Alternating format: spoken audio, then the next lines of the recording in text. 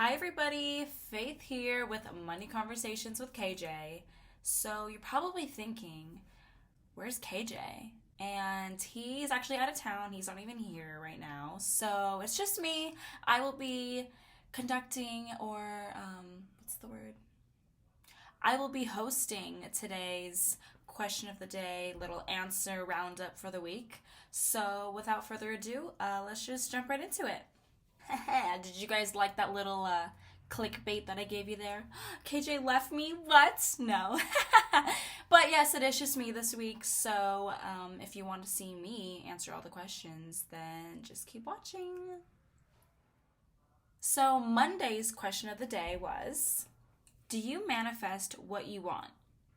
Wow. So personally, I love manifestations, put into the universe, tell the universe what you want. It's very important, but like more than just manifesting it, you also need to, go out and like work for it and get it. Just because you're going to like write down on a piece of paper that you want a Rolls Royce or something, it's not just going to like fall out of the sky. Definitely put in work, do what you want to do, but manifest, let the universe know what you want.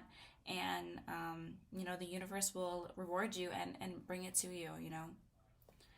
So, moving on, Tuesday's question of the day was, is it hard for you to stay on track for your goals?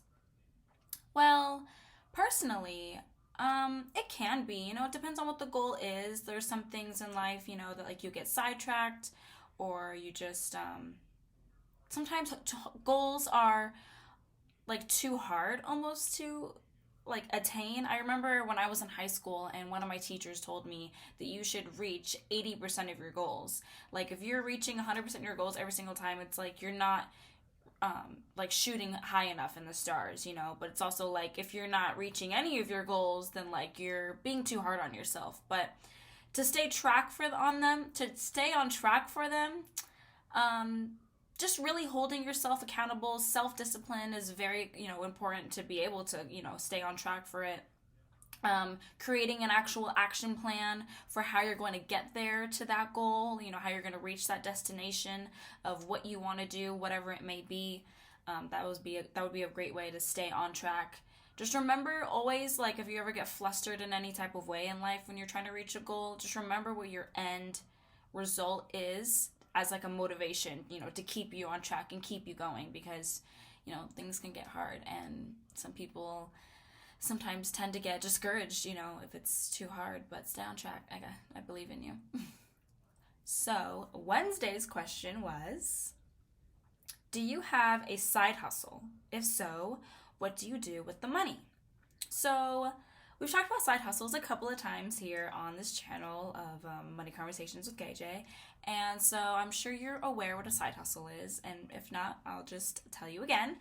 So most people have a job, a job, they trade their time for money, that's their primary source of income, and then a side hustle is something that you trade more of a value for money. So say if you like paint as a side hustle, or you sell little things that you make, or really whatever, could whatever on the side that you do that's could be a hobby that turns into a side hustle. So the question is, do you have one?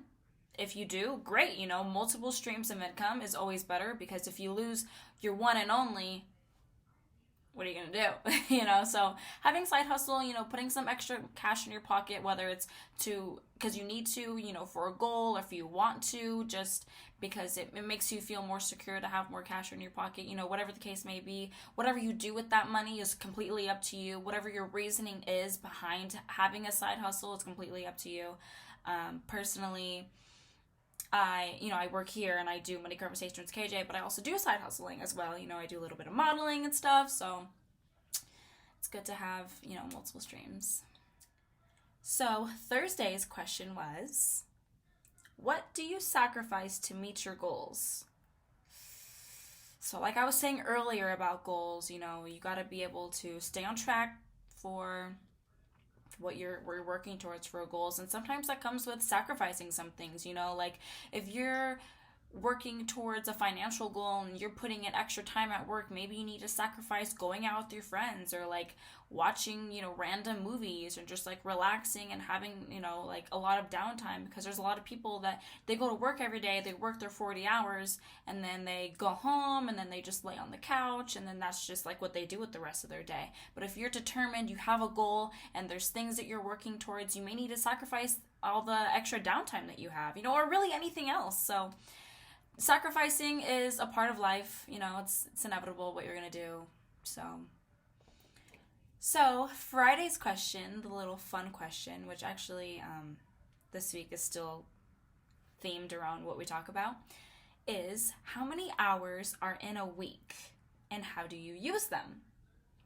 So if you weren't aware, there are 168 hours in the week, and what's crazy is a cool exercise that you guys can do is break down the hours of your week of what you do. Like, we all work roughly 40 hours a week, but then there's also, if you go to work, if you work from home, this doesn't apply to you, but if you go to work, then there's transportation time that you take for there and back. There's times, hours in the week, we sleep probably like 8 times 7, like 56 hours in the week, so plus 40 is like 96 hours, plus transportation time, now that's a little over 100, but where's the rest of the 60 hours going? You know what I mean? Like, spending time with friends, eating, I don't know, whatever it may be. But when you break it down, you realize, like, wow, I have a lot more free time than I thought that I did. So time management is something that is hard to master, and try to be as time efficient as possible. But try doing that. There's 168 hours in the week. Don't forget that. Break it down. See what you do. See if there's more time that you can squeeze in to try to be more productive in some things that you want, that you need to get done. Because, a lot of us are always like, I don't have enough time. I'm running out of time. But it's like, if you really break it down and you do the math, you'll find time. You'll find time. Just remember that all of us, we all have 24 hours in a day. We all have 168 hours in the week. It just depends on how you use them, what you do, and yeah. So that was the last question of the week. This was really fun, actually, to be able to do this by myself and just like fully give you guys my thoughts here, my answers for all of the questions for every day.